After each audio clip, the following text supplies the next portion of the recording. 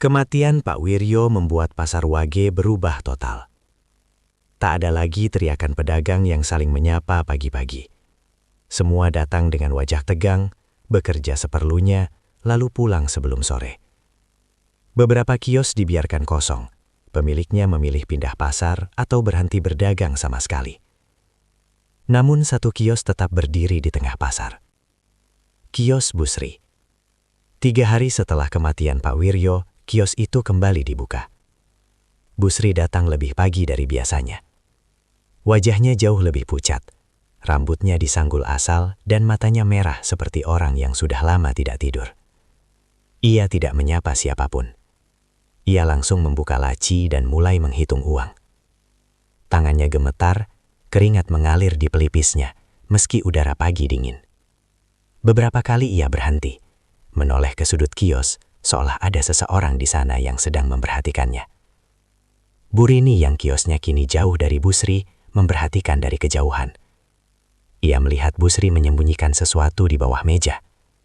Kantong kain hitam yang sama, seperti yang pernah dilihat pedagang lain.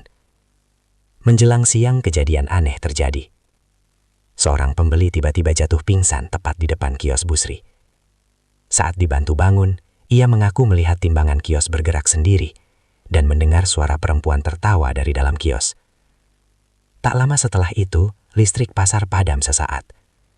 Dalam gelap singkat itu, beberapa pedagang bersumpah melihat bayangan hitam keluar dari kios Busri dan berdiri di lorong, tinggi menjulang, lalu menghilang saat lampu kembali menyala.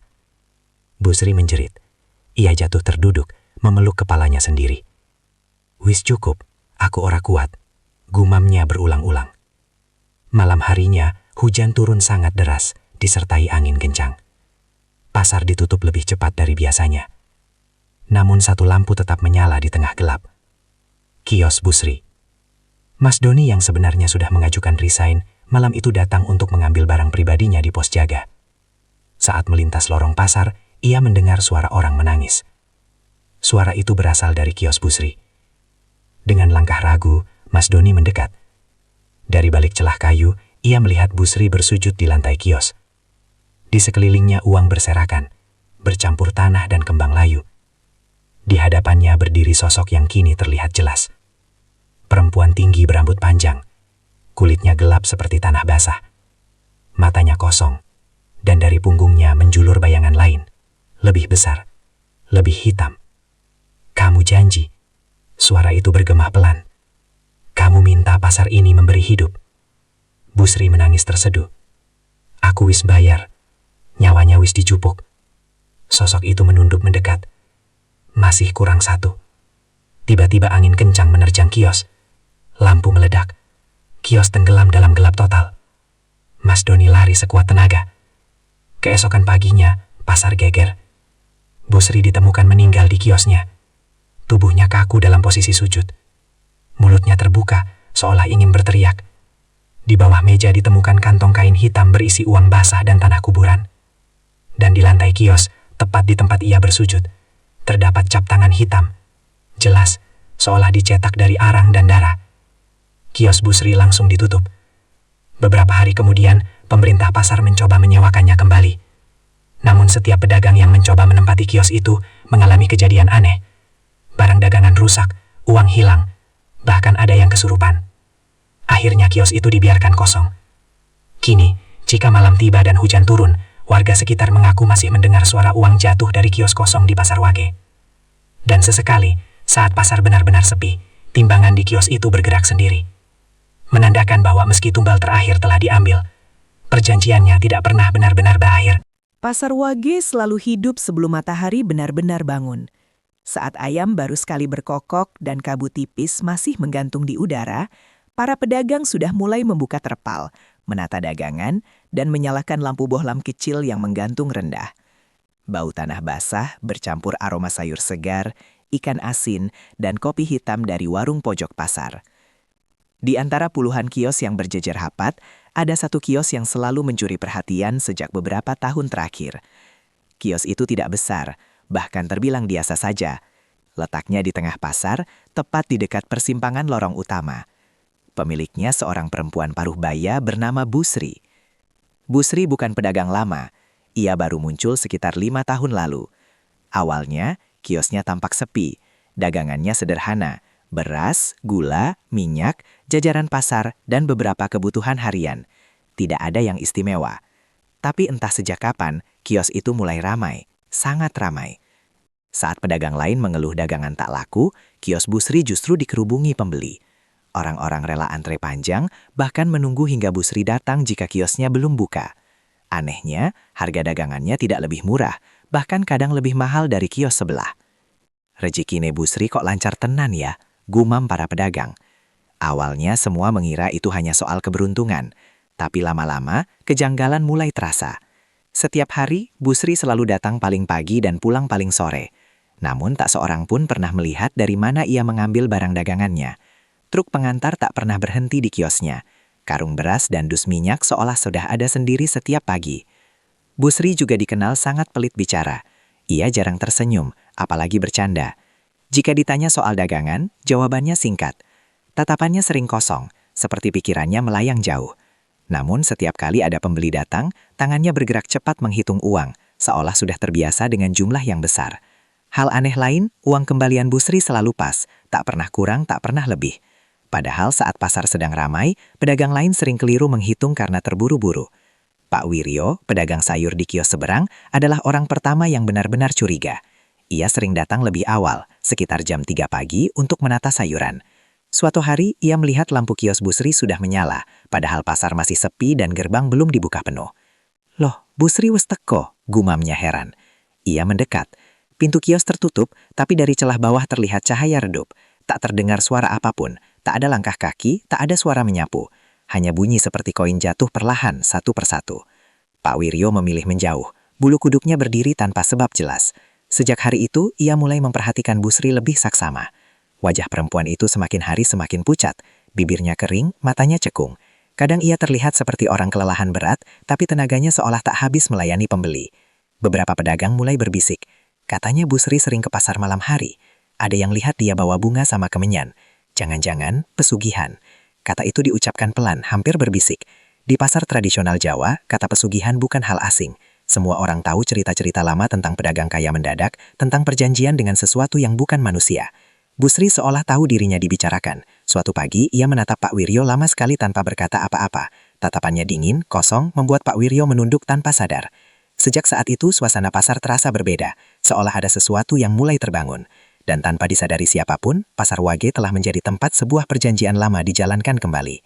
Sejak pagi, tatapan Busri pada Pak Wiryo, pasar terasa berbeda. Bukan sepi, justru tetap ramai seperti biasa. Tapi ada suasana berat yang tak bisa dijelaskan.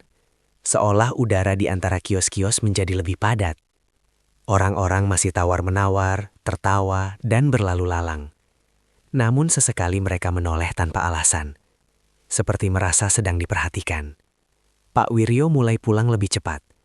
Ia tak lagi betah berlama-lama di pasar.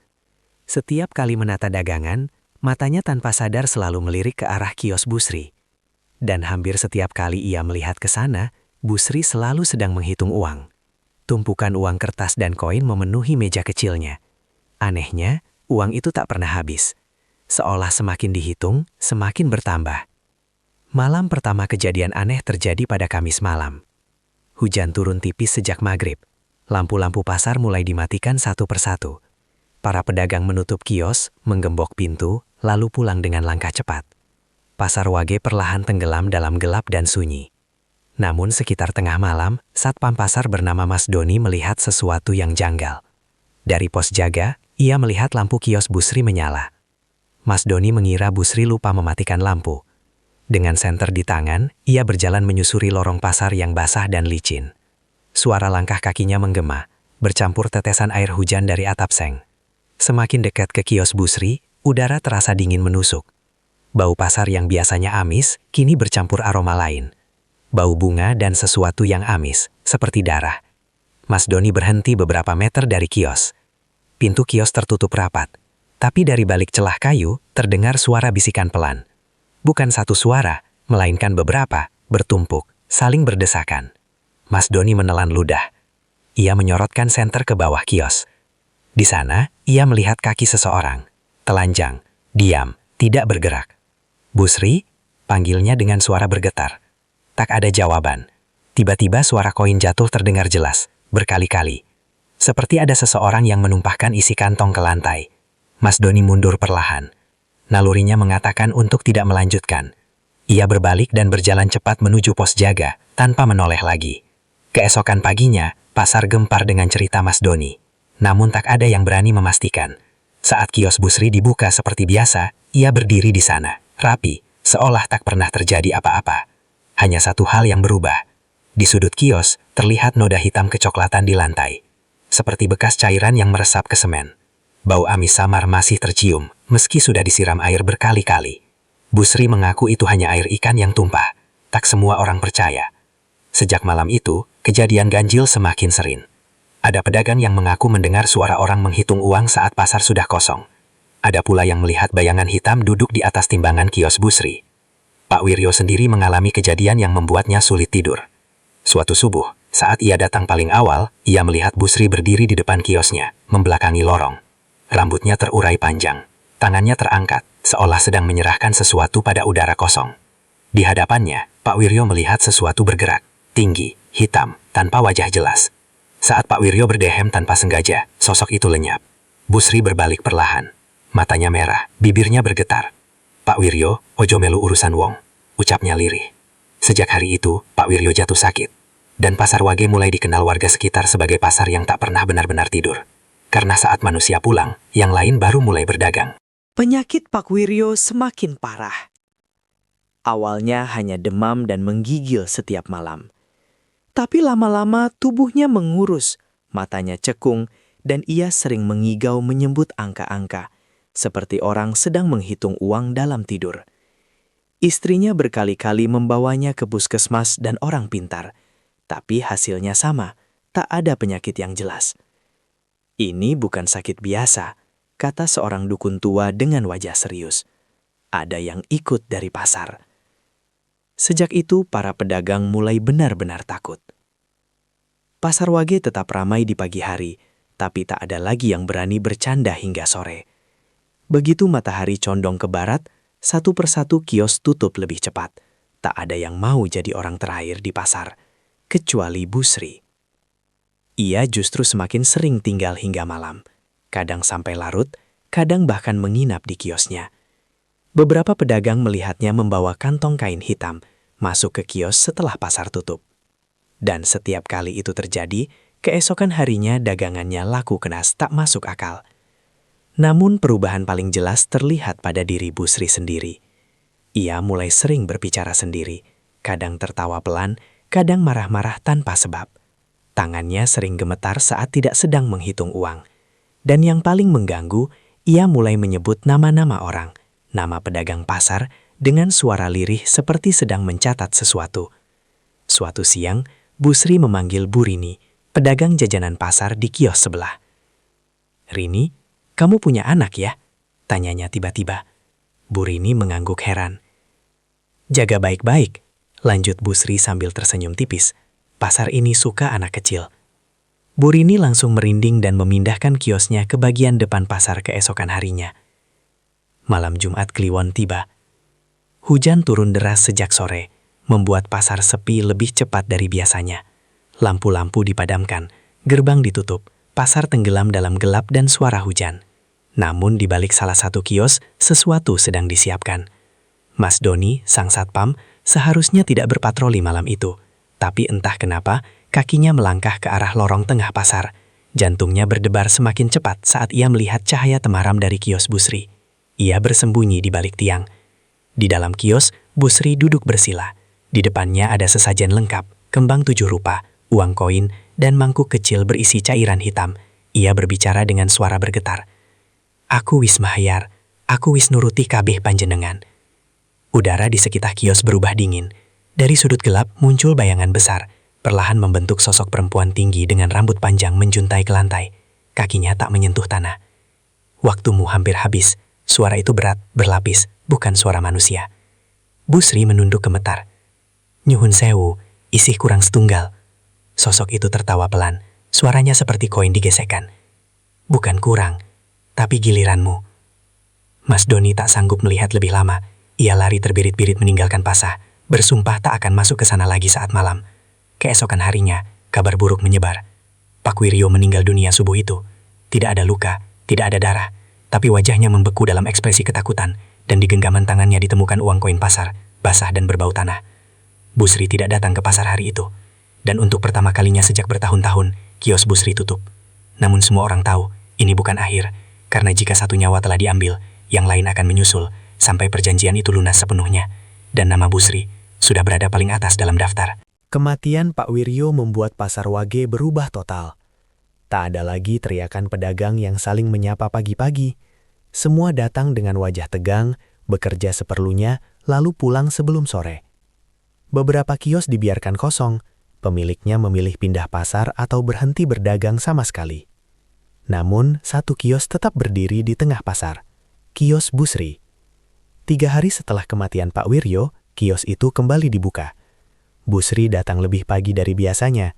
Wajahnya jauh lebih pucat, rambutnya disanggul asal, dan matanya merah seperti orang yang sudah lama tidak tidur. Ia tidak menyapa siapapun. Ia langsung membuka laci dan mulai menghitung uang. Tangannya gemetar, keringat mengalir di pelipisnya, meski udara pagi dingin. Beberapa kali ia berhenti, menoleh ke sudut kios, seolah ada seseorang di sana yang sedang memperhatikannya. Bu Rini, yang kiosnya kini jauh dari Busri, memperhatikan dari kejauhan.